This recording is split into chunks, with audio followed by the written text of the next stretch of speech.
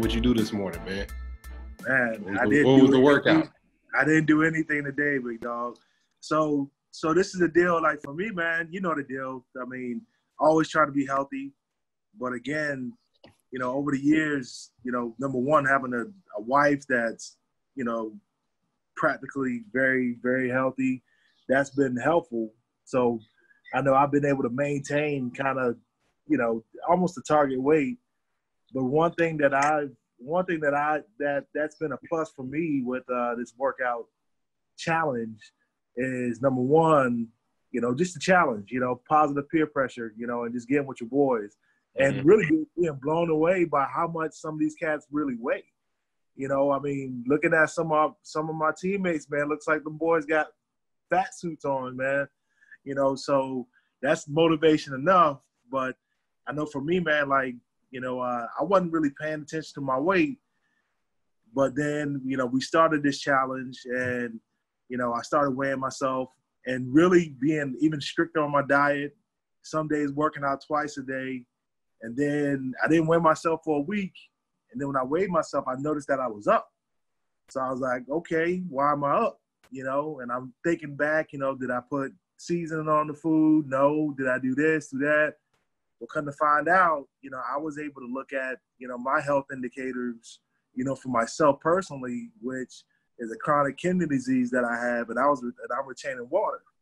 You know, so that caused me to go to the doctor and confirm what I already knew, to where, you know, bottom line, you know, my kidneys function, but I have episodes where, you know, they don't function all the way, and I have to restart a regimen to get them back to where they need to be. So for me, it's sparked, you know, awareness with, you know, some other issues I've been having, but still yet it won't stop me from continuing to being healthy and really pushing this weight loss, because overall the weight loss will also help with the kidney function as well. So,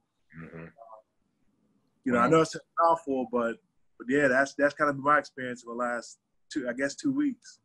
Hell yeah, and that's good. And that's the dope thing about kind of like the weight loss deal is, you know, it's about accountability. And, you know, a lot of times, I mean, ultimately it goes back to, you know, putting yourself in a situation where you can be held accountable if you have some, and every human being has that issue.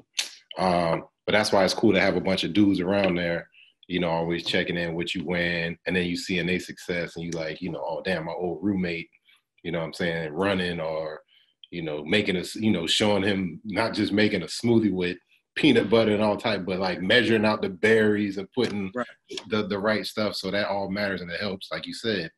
And that's kind of, I think, the thing with a lot of us who play ball is like, we respond. Like in certain places, I was telling my wife, like, man, certain places this would be called bullying. Hey, fat ass, how you doing today? You know what I'm saying? Like what we do in the chat, or, you know, even in just a regular locker room, putting everybody's weight up and all that stuff every day, and, you know, plus minus how it worked. Most of that was hydration, but, you know, a lot of it was just more for functioning. Most places you can't do that. I mean, if they could never do something like that at like a 24-hour fitness or something. Right. Like, we just gonna voluntarily put up everybody's weight. You know what I'm saying? Even if it was like a number, or they could never do something like that. And it just shows you how just kind of like we built different. So I guess starting off, what's your measurements right now? Let me hear your measurements. We gotta hear what are your sizes? What are you? 6? I mean, like height, weight. Yeah, run me the whole ticket, because again, you know, I mean, we're gonna fill in some background info on you, but you know, what's the measuring tape right now? You 6 what? 6'6", 6'7"? 6'5", and again, you know, probably in the next week or so with recharge and everything. You know, seriously, and a lot of water weight. I weighed in 2 weeks ago with working out and everything else at I think it was like 315. Yeah. And I weighed myself before we started talking. I'm 320 right now, and it's so water. Is it more like a function like inflammation for you and that type of deal? I mean, it's just bottom line with me working out, you know, and I'm getting more thirstier and everything else.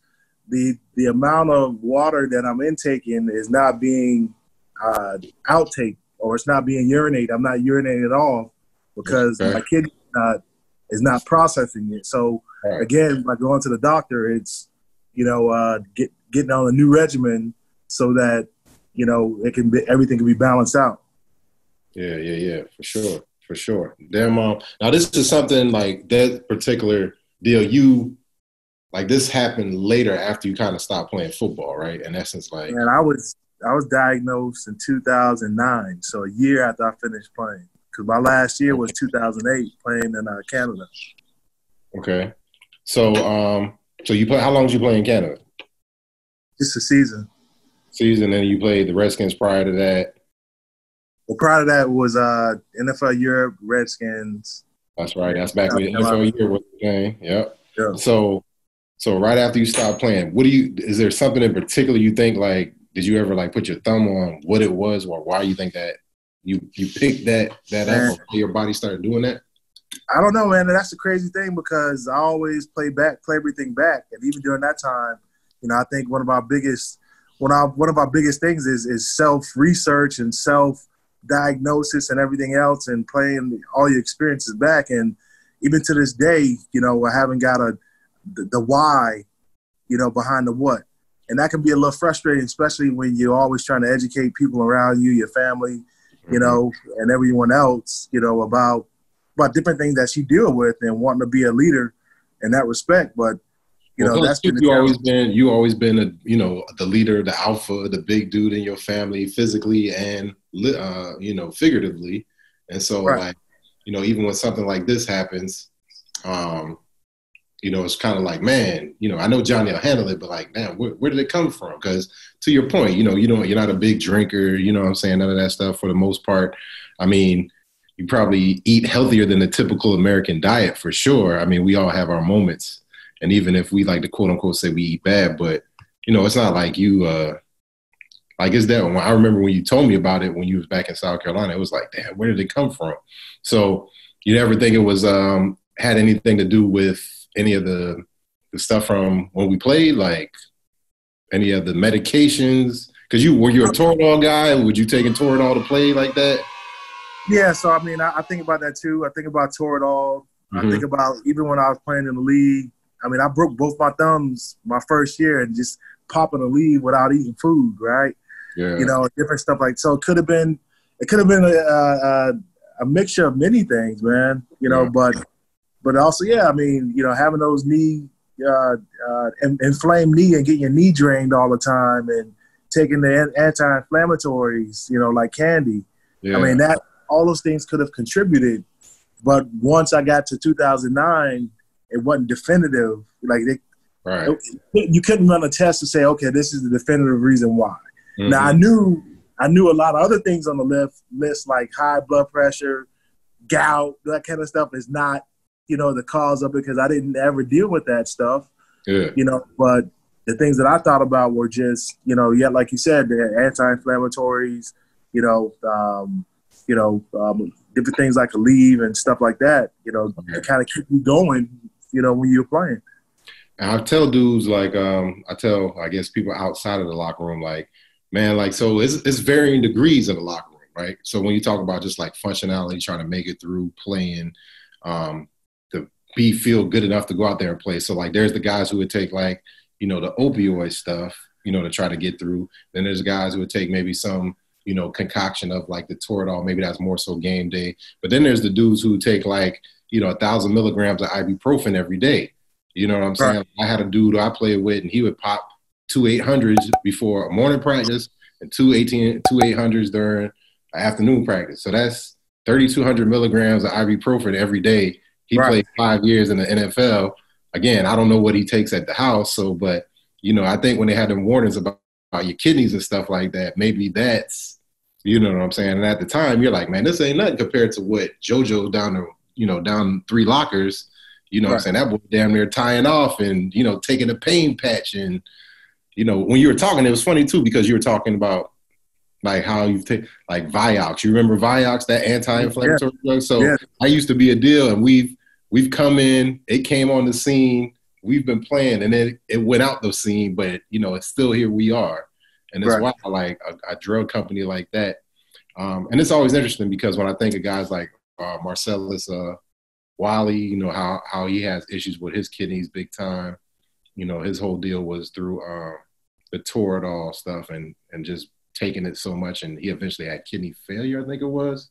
maybe liver failure. I got to check and see. Not liver failure, it was kidneys, but all of that thing, he traces it all back to the Toradol joint. But again, that's just like kind of the price you pay playing football. But you know, like I said, it's a wild deal. So you're making a dedication to, I guess, you're using prescription, and are you? Because before you were trying to do it through diet too, like natural, just what you eat, really get it. Really well, still, it's always. I mean, over the last what is this 2020? So over the last 11 years, it's always been paying attention to the diet. Can't get out of pocket on a diet because again, you know, too much protein, too much sodium, all that stuff. You know, again, I'm not going to be around there doing a keto diet. Right. You know, because again, I got to have that balance, and I can't overwhelm my kidneys with, you know, that amount of protein that it has to process. So that's always a factor. You know, whether we're trying to lose weight or whatever else, just for my life, it's always going to be the diet, period. And that's why I've never gotten too crazy, you know, with the weight or anything like that. You know, but because of the diet, I always have to be on. So, but again, with this stuff, you know, with what we're talking about, you know, in this competition to lose weight and all that stuff, I think it's more or less of, you know, not just being strict on the diet, but being as consistent. All right. So, you know, again, you know, you may have a cheat day or not, but I think the consistency comes in, okay, you know, even though I'm not going to be doing a whole lot of protein, I'm going to increase my veggies that much more and decrease the carbs that much more. I'm not going to eat late. You know, because even if you're eating real healthy, you know, if you eat the wrong thing late, it's going to just sit on you, you know. So, I mean, just really being more disciplined, I would say. But overall, the diet is the big key. I mean, like I said, you know, we can go out and walk and jog a couple miles all the time, but if you're not taking care of the inside, it's not gonna work out for you. That's why I always say, man, that's the work for us. Like all football dudes, all big dudes. It's like the work ain't the physical working out. Like y'all boys expend the energy. If you 350 pounds, it takes a lot to move 350 pounds. You know what I'm saying? Right. So what, like you saying, it's the work is what's going in that mouth consistently over time. Yeah, but I tell you a mental thing for me is, and I talk to Preston about it all the time, is that I don't have to do high intensity workout to get a good workout. Okay. I always feel like I'll always have to do that, right? You know, so like even some of the pictures I posted earlier last week, I'm doing a heavy bag in the garage with jump ropes in between, and that's still not a normal person's workout, right? But I feel like I got to get my heart rate up that much because damn near gag. Every workout I need a little. Right. Is this a little? Right. You know what I'm saying? So and I think that's more of the conditioning that we've been through with playing sports. Muscle memory. Mm-hmm. Right. You know, so like. But at the same time, this cat's losing weight, you know, just walking a couple miles a day, you know what I'm saying, eating clean. So I'm trying to train myself to do that because another part of the kidney deal is not putting too much stress on my body, period. You know, so, right. You know, that's one thing I'm working on because even with this episode right now, I think that, you know, putting a lot of stress on my body, you know, because like I said, when we, you know, I would do a workout in the morning. You home, so go ahead and do something midday, do something in the evening, and keep it moving. Mm-hmm. But again, for me, I can't stress my body to that level because I'm not dealing with a 100% kidney. I didn't think about like, because again, a real cheat for a lot of big guys is keto, right? A high protein, low carb. You know, I remember seeing what's the offensive lineman from Seattle. Walter Jones, like his off-season diet to get right was just eat a whole chicken every day, drink some green stuff or whatever. And that was his diet, you know what I'm saying? Just hella protein, and that's how you get to be massively big but ripped. So everybody has like a cheat thing. I think keto for me, low sugar, low carb, whatever is my deal. So now that you can't do keto or paleo, like, so what is your deal? You just try to go, is that a cheat for you? Is like vegan? What's kind of like the way you try to do it? Timing, like you said, with your meals? So, I mean, for me, man, right now is more of a, what is it called? I dumb out on seafood. You know what I'm saying? Okay. But also too, like I said, you know, we keep salad in the refrigerator. We keep broccoli in the refrigerator. Mm-hmm. You know what I'm saying? If I wanna have that sweet tooth, Okay. I want to have, and I hate it, but you like it, right? But you know, you're talking Greek yogurt and blueberries, right? That's your sweet tooth cheat. That's what we go to, man. Me and my Okay. wife. You know what I'm saying? She love it. Put a little bit of honey in there to add to it if you need to. Mm-hmm. But that's just been the thing, man. But also too, with now having to take additional medication with the kidney, you know what I'm saying? I'm always trying to take stuff to keep my gut right too. You know, probiotics. You know, the whole nine. Mm-hmm. You know, and trying to go from there. But again, you know, at night when you really get hungry, chewing gum. You know what I'm saying? I mean, hey, chew some gum, man. You know what I'm saying? Okay. Because you think about muscle memory, man. Sometimes you just want to snack on something and you want to move your mouth, so chew some gum. Drink some water, chew some gum. Drink some water, you know, drink some tea, some water, chew some gum, man. Yeah. So let's go backwards. So when did you know you, Jonathan Alston, from Charleston, Low Country, I'm not going to segregate it, Low Country, South Carolina. When did you know you were big? Like, when did you know you were, like, big? First grade, I was always the tallest. You know what I'm saying? And if you remember, even me coming into college, I was still tall and skinny. You know, but I was always the tallest one in the room since you know, first grade. Okay. You know what I'm saying? And then that even went on when we started playing Little League. Me and my brother together were both big, to where we couldn't play, you know, on one side of town. We had to go to the other side of town because that was the only way we can play with our age group because of our weight and height. You know, so you know, but yeah, I mean, I think back to a picture my mom has in her house. You know, first grade being just towering over everybody. And it seems so you were big and nobody ever really caught up to y'all boys. You know what I'm saying? Because you're way taller than your brother, but your brother is still a massive human being too. You know what I'm saying? So do you think it helped you growing up that you kind of had somebody you can bump around with, big guy to big guy, versus like I always say, man, I was a big dude, but my brother, you know what I'm saying, he was small, but he wasn't, you know what I'm saying? And then the other guys in the neighborhood, you know, so like, it wasn't like I was out there wrestling a bunch of dudes, but you know what I'm saying? Like a lot of times when you're a little kid, like some parents, but hey, hold on, let me see. Don't play with Langston. He's kind of too big. You know what I'm saying? Let me hold on, be careful. Would it help that you had your brother with you? Yeah, I think that helped. But also too, man, we had older cousins that were kind of big. Mm-hmm. And then obviously, you know, once you stepped into the fraternity of football, it was like, these are my guys. You know what I'm saying? This is where I fit in, right? You know, because I remember when I stopped playing football and I went in the business world, there's certain things that I had to adjust to. Number one, the size part, but then on the flip side, the work ethic part. Like, I couldn't understand certain people's work ethic coming from playing professional football. You know what I mean? And the discipline, the regimen, and everything else. So, but on the size standpoint, you know, I felt like a small offensive lineman, even though I was 6'5". You know, I didn't have as big as a booty as other offensive linemen and all that stuff because to this day I feel like I should have played D-line, you know. So okay, you know, so at the end of the day, man, you know, again, even getting out of football, it was like, dude, you're still bigger than the average guy. Like, it doesn't matter. Even if I lose 50 pounds right now, I'm still gonna be bigger than the average dude. So do you feel because you're a guy who's a personable dude, and you know some of us are, you know, some guys don't want to be, you know, you're big but you try to hide in a room. Do you feel like having that size, you use it to your advantage in sales and in the business world to stand out even more so, like, you know, to demonstrate? Yeah, I get what you're saying. I mean, I think you have a presence. Mm-hmm. It provides a presence when you come into a room.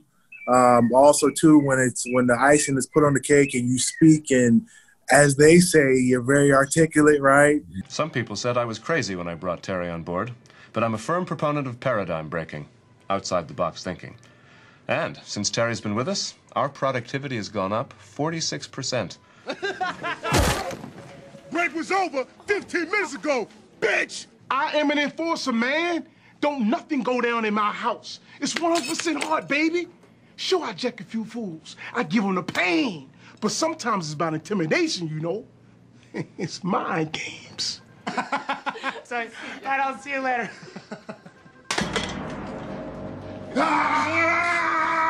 Check razor! Check razor! Get ready for the pain, woman! The pain train is coming! I got it! It's in there! Don't hurt me! Please don't hurt me! Thank you, Dad! Thank you, God! You know what I'm saying? But I think just the presence of your size can definitely influence situations, whether you're leading a team or conversing with a customer or what have you.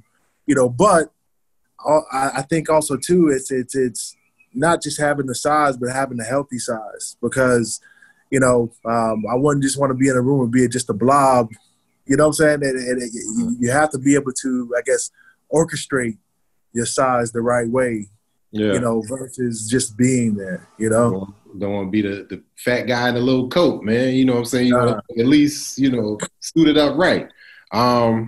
Yeah, that's just interesting. I always wonder about that, like, stuff with, like, the next play. Of course, when guys go out into the world, how do they use that? Because a lot of times so much stuff is wrapped up into our identity of being big, like you said. Like, you know, so have you ever thought about, like, the reason why – what is the ideal weight for you right now? That's probably a better question. What's skinny for you? What's skinny for Jonathan Alston? If everything, you know what I'm saying, if you could – probably like – is it 250?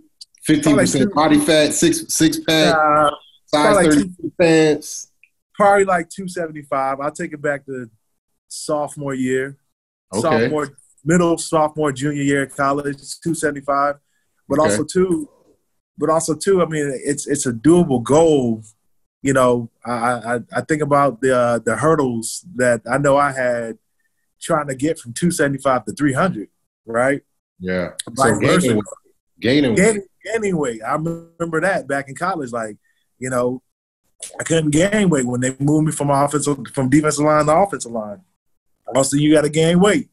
And I'm like, well, shit, I'm trying. Like, you know, I mean, so now it's the opposite. What was trying? What did they have you do? I remember the Gatorade shakes. I remember that. The Gatorade shakes. You know, your roommate taught me well. Eat late at night. Eat ice cream late at night. You know what I mean? I remember eating peanut butter and jelly sandwiches all the time. You know what I'm saying? And just smashing, man. Going to Sub City down in the basement. You know what I'm saying? Dumbing out, but just eating. But I mean, again, what caused me to gain a lot of weight was, number one, when my wife was pregnant in college, I gained 30 with her. You know what I'm saying? So it wasn't football, it wasn't the offensive lineman dinners, it was pregnancy. Well, it was a mixture of it, right? Because, you know, again, you know, every time she wanted something at 2 o'clock in the morning, I'm gonna go get it and I'm gonna eat something too. You know what I mean? And that contributed to some weight. But then again, like I said, even the training table too, man. Yeah. You know, so now vice versa.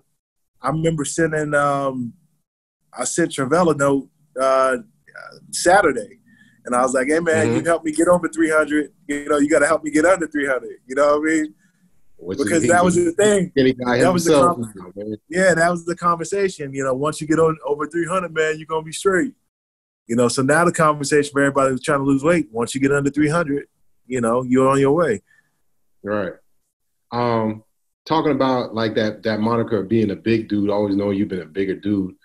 Do you hate when people hit you with the, hey, big guy, big man? I mean, even now that you're not even, like, when you play football, it's cool. And that's probably something, you know, you kind of use as a term of endearment. But now, like, in the professional world and just in the world period, when you meet somebody, it's always still probably still like it was when we were growing up. Oh, man, big guy, what's going on? Yeah. Hey, play ball? Like, do you be like, man, I hate it? Or is it just, like, part of the territory? I think when I first left football and went to the business world, I didn't like it. I mean, I you know, but now I kind of take it all in, right? Because to me, especially being in sales, it's all an icebreaker. You know what I'm saying? They want to hear a football story. They want to hear that you play football. football and all that stuff. So use to your advantage. But I think also too, again, my goal, I want to be a solid big guy. Be that fat guy, you know what I'm saying? But I want to be a solid big guy coming in the room with not only that presence, but that effectiveness, you know what I'm saying? And take it to the next level.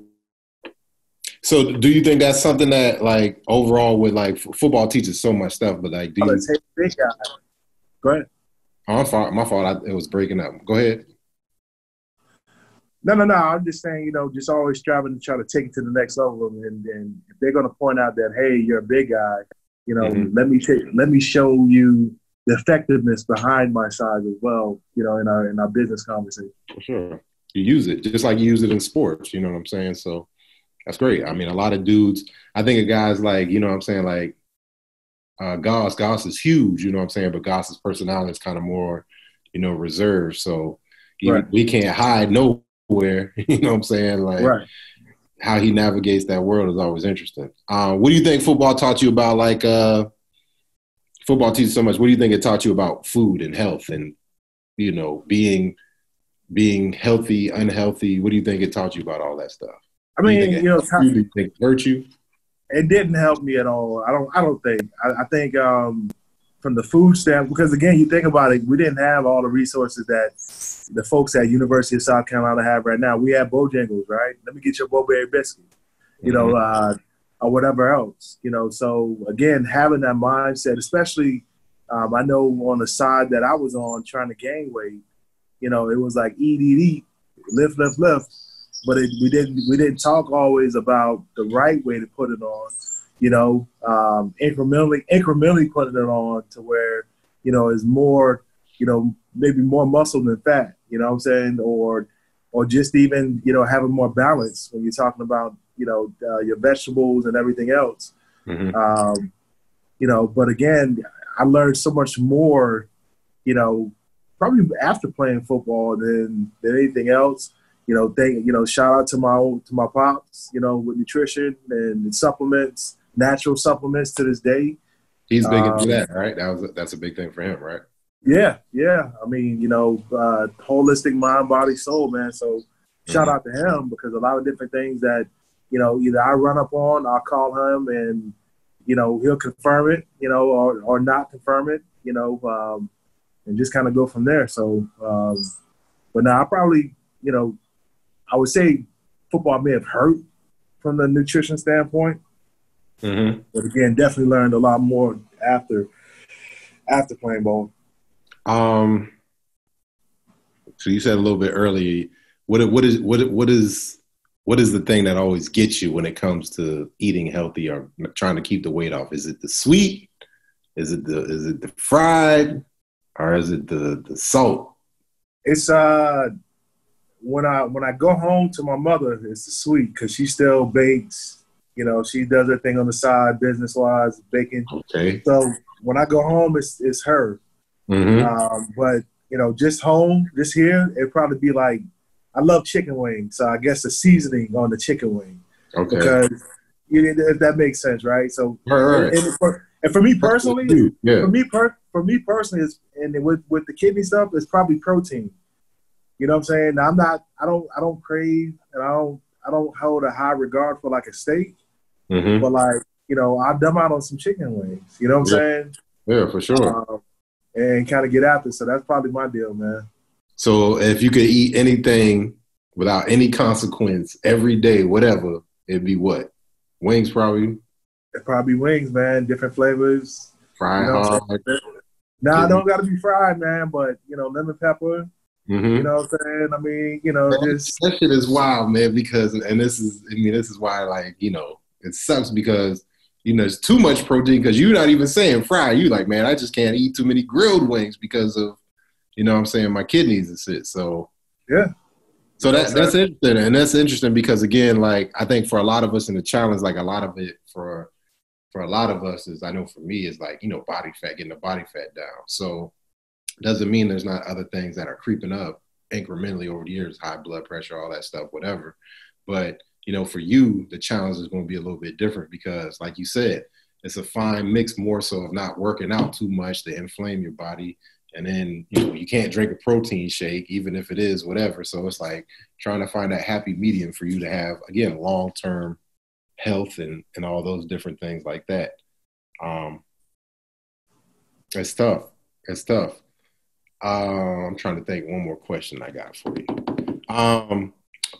Okay, how has being big in football like rewarded you? Like, you know, Henry Taylor always tell a story. Man, I got player of the week like 9 times in a row. They gave me a steak. You know what I'm saying? Like something like that. Or there used to be this thing on James Island. You get like player of the week. You go over there and eat for free. Or banquets. I mean, obviously, you know, the training table in college was stupid, but there's a difference when you go to.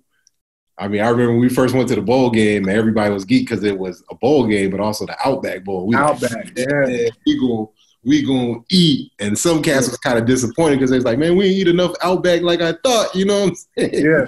Yeah. So, like, I'll tell you one thing I think about, Link, man, is this. I think about my senior year in high school, playing both ways, playing DN, tight end. And then playing a little bit of offensive line and playing special teams, you know, so you playing crazy reps a game, you know, and then back then that's what we really were doing, 2-a-days and everything else. Mm-hmm. So from a big standpoint, I remember losing 15 pounds in one day. Wow. And I remember the red alerts that went up with Ray Stackley and the staff to where them boys took me to Ryan's by myself. You know what I'm saying? You know, smashing Gatorade, eating everything else. You know what I'm saying? And kind of going from there. So I remember that clearly to this day.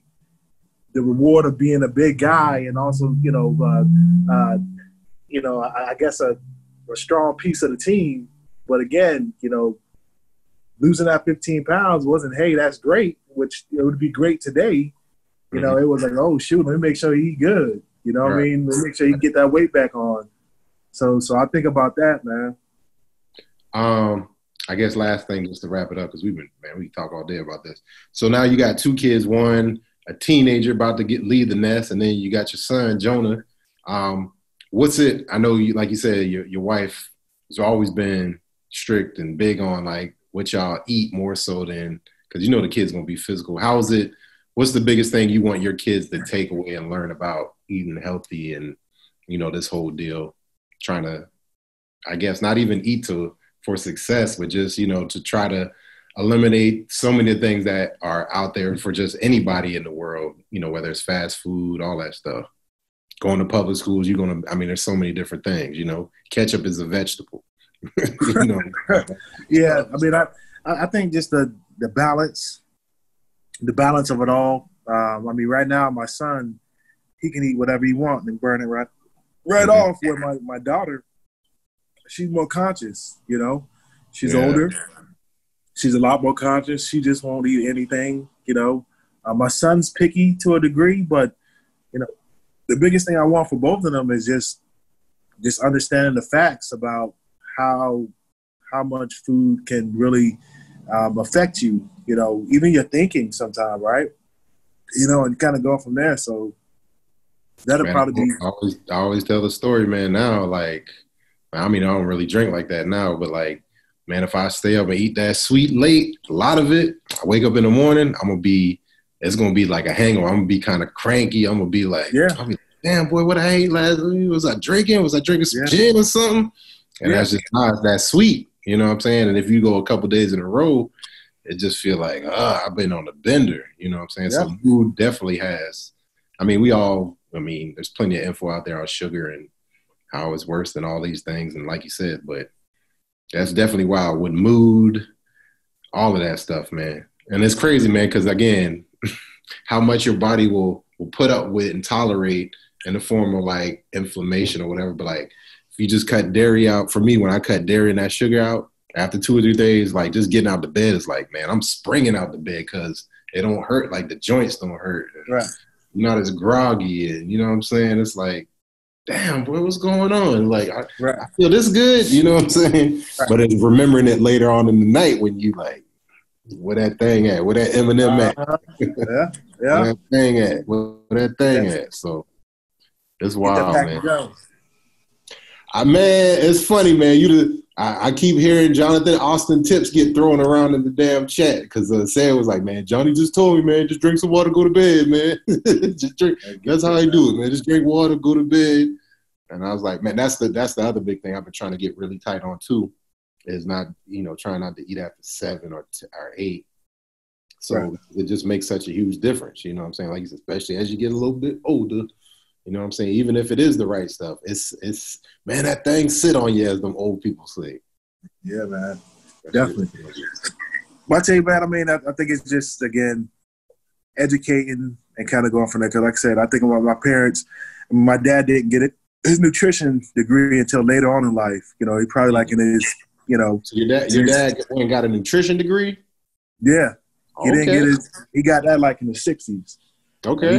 He turned 76 on Tuesday. You know what I'm saying? So looking like he's 46 for sure. Yeah, so he did that late in his life, but early on it was, all the normal stuff, you know what I'm saying? Like, putting pork and everything and fat back, the whole nine. Now it's my kids, all they see is coconut oil and, you know what I'm saying? Fish, quinoa, you know what I'm saying? Kale, hummus. Latson Road eating quinoa, man. From Latson Road to eating quinoa. But it sounds about right for new Latson Road now. I'm not gonna lie, y'all got bougie down there now, man. Nah, they still got the dirt road. We still got the only dirt road down there. Y'all boys holding out.